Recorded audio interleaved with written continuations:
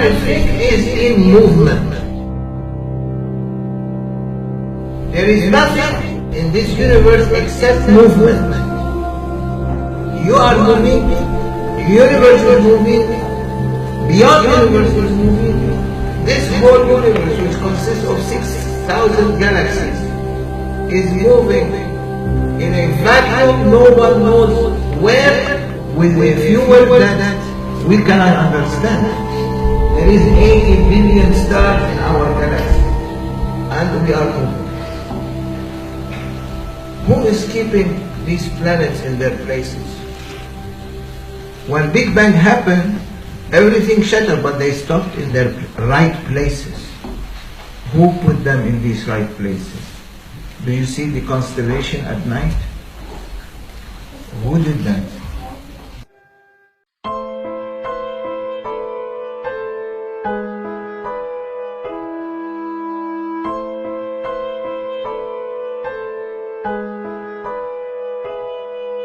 Ya Habibi ya Rasulullah, ya Syekh Nazim Sultan Allah, ya Syekh Hisham Waliullah,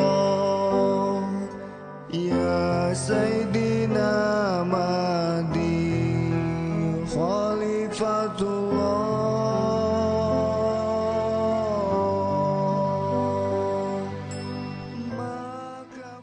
Assalamualaikum warahmatullahi ta'ala wabarakatuh.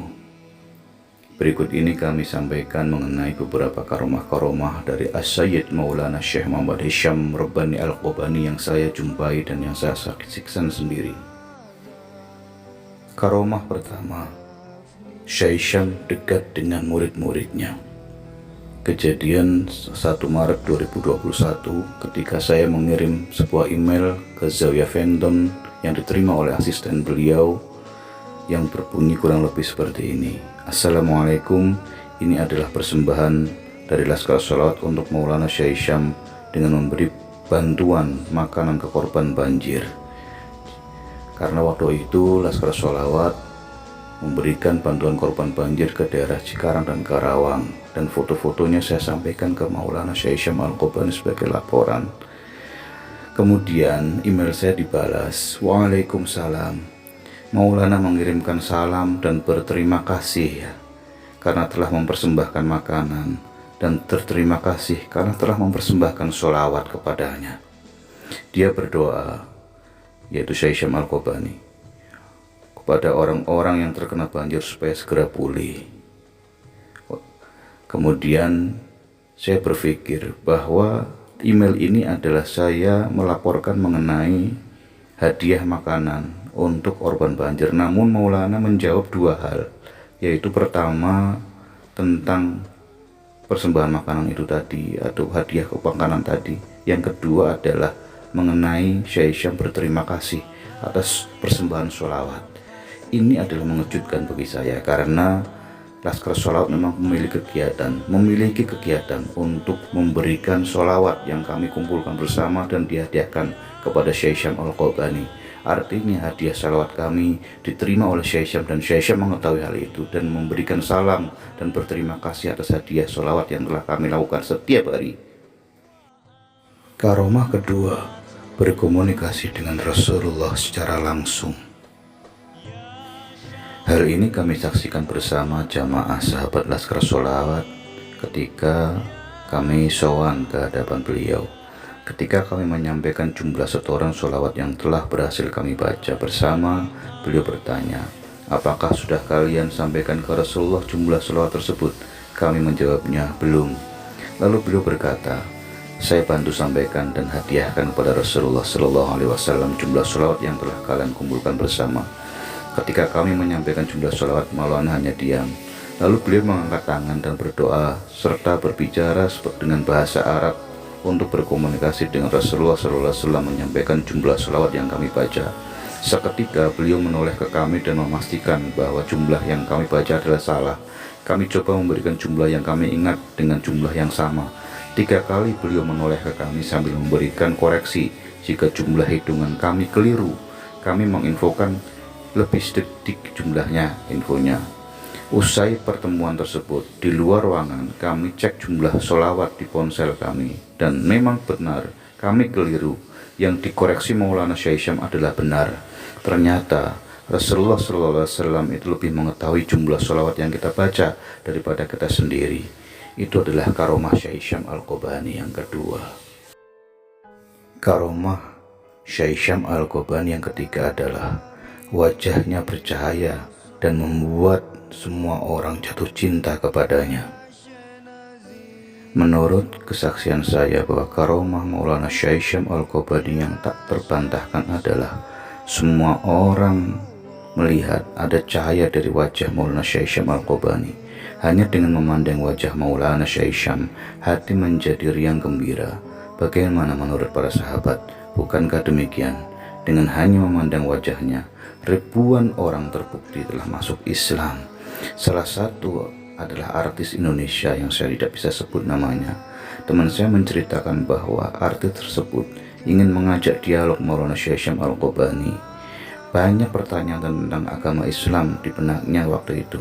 Saat baru berhadapan dengan Maulana Syekh Hisham Al-Qobani, artis tersebut hanya memandang wajah Maulana dan berbisik kepada temanku itu, "Katakan kepada Tuan Syekh, saya mau masuk Islam melaluinya." Kontang ini membuat sahabat saya tercengang, karena awalnya niat bertemu adalah dialog, bukan masuk Islam.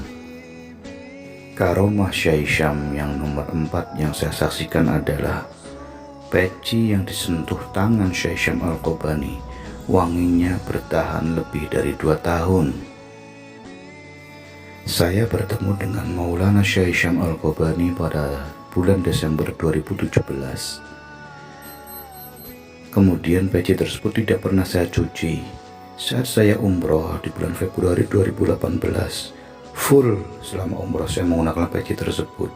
Kemudian pada bulan Agustus 2018, sahabat Laskar Sholawat berkunjung ke Jogja, dan saya tunjukkan peci tersebut, bahwa peci tersebut tidak berubah wanginya.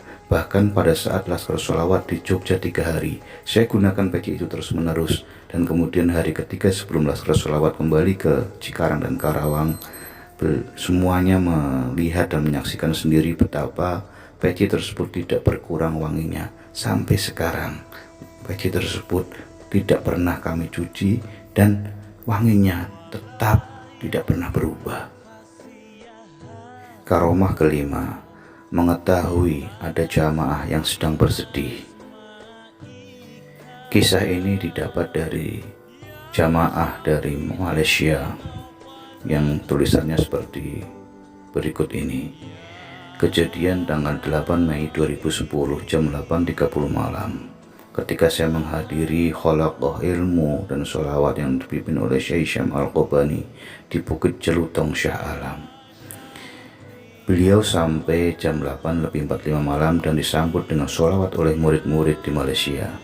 Kami sholat isya berjamaah, dan selepas sholat isya semua orang membuat satu halaqah untuk mendengarkan suhbah dari Syekh Hisham Al-Qobani. Terdapat kamera yang membuat liputan langsung di internet untuk tatapan muridnya di seluruh dunia. Syekh Hisham persilahkan saya duduk di sebelahnya.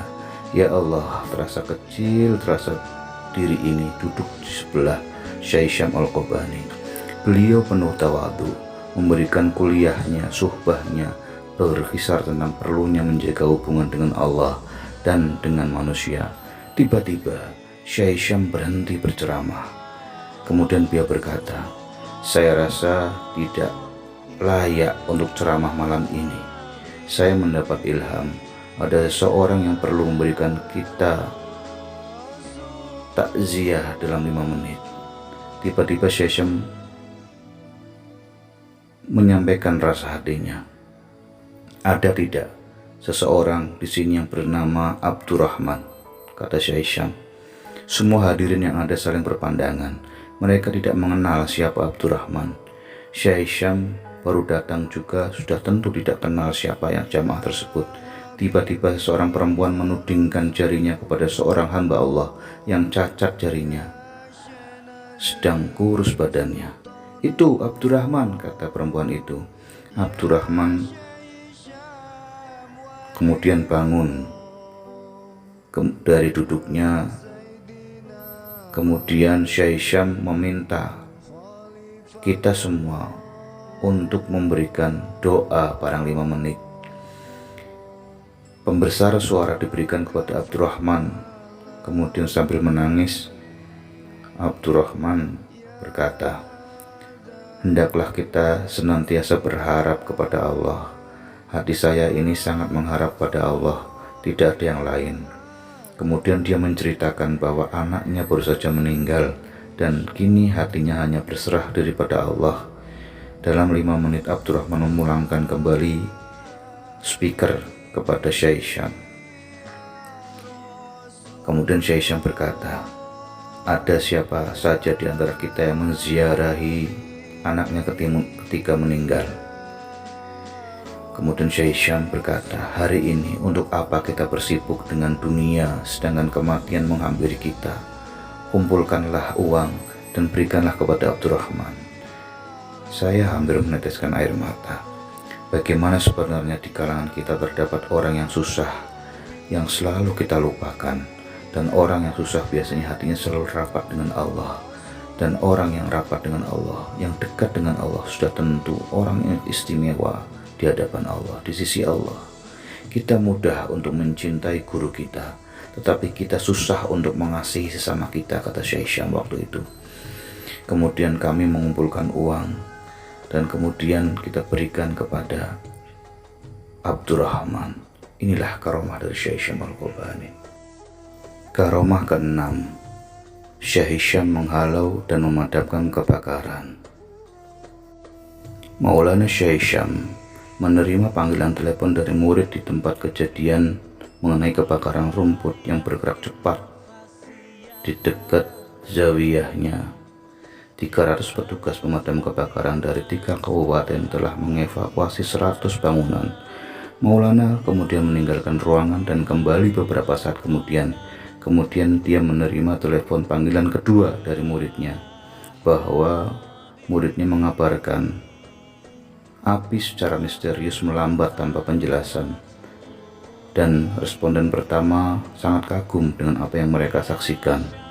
Syekh Hisham tersenyum dan berkata, "Ketika Anda memberitahu kami tentang hal itu, saya membuat wudhu dan sholat 2 rakaat dan bertawasul kepada Grand Syekh Abdullah Al-Faiz Dagestan, serta Grand Syekh Abdullah Al-Faiz Dagestan memberitahu kami bahwa setiap api datang untuk segera bertakbir, Allahu Akbar, Allahu Akbar, Allahu Akbar, dan saya melakukan itu, maka api menjadi padam."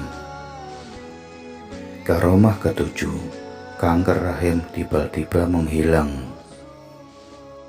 Jamaah Laskar Sholawat melakukan zikir dan khatam kewajakan dan melakukan ruqyah mingguan setiap hari Sabtu malam Ahad jam 8.15 malam via Zoom application. Ruqyah dan metode ikhtiar untuk pengobatan terhadap semua penyakit dengan meminta bantuan madad dari Syekh Hisham Al-Qobani. Karam tersebut digunakan sahabat untuk ikhtiar mengobati penyakit kankernya, dan alhamdulillah ketika hendak operasi tiba-tiba kanker itu menghilang. Itu menghebohkan para dokter dan mengherankan semua orang. Bagaimana itu bisa terjadi? Karomah yang ke-8, bahwa residu bekas kopi Maulana Syekh Hisham Al-Qobani membentuk tulisan lafaz Allah. Karomah ke-9, Maulana Syekh Hisham meninggalkan janggutnya di rumahku. Waktu itu saya bermimpi beliau datang ke rumah dengan uluk salam, kemudian beliau sholat di tempat sholat di rumah saya. Esok harinya istri saya menemukan sehelai jenggot putih yang panjang, dan saya meyakini itu adalah janggut dari Maulana Syekh Hisham Al-Qobani. Karomah ke-10, mendengar gumaman murid dari benua yang berbeda. Kejadian hari Ahad tanggal 13 Desember 2015 ketika saya masih berada di Jepang karena ada tugas pekerjaan. Ketika itu saya melihat pemilik restoran menolak kami masuk karena kami muslim. Saya berucap dalam hati, ya Maulana Syekh Hisham, sesungguhnya berita mengenai Islam telah sampai ke pintu-pintu rumah semua orang di penjuru dunia. Doakan kami dan doakan mereka agar mendapat hidayah dan mereka bisa masuk Islam. Di luar dugaan saya, besoknya saya membaca postingan seorang teman bahwa Maulana bersubah bercerita mengenai hal bahwa Islam telah masuk ke pintu rumah di semua dunia. Ini adalah sama dengan apa yang saya ucapkan dalam hati saya. Karomah ke-11, transfer ilmu jarak jauh. Dari awal mengikuti beliau, sebelum beliau datang ke Indonesia, saya selalu mendengar gelombang signal halus dalam kolbu, dalam hati saya, suatu hal ilmu, sehingga saya mengetahui ilmu tersebut.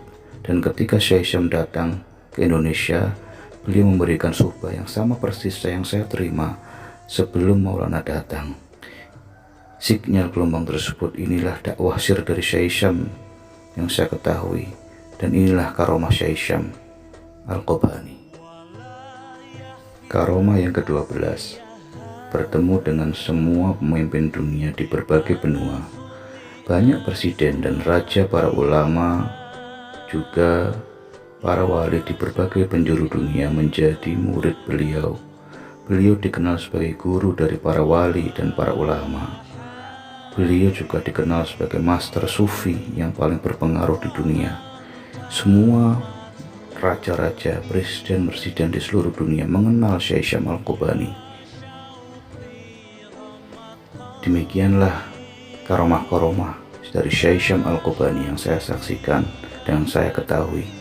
Semoga ini menjadi pelajaran bagi kami untuk bisa mencintai Allah dan Rasulullah Muhammad SAW melalui Syekh Hisham Al-Qobani. Mohon maaf apabila ada kesalahan ataupun kekurangan dari apa yang kami sampaikan.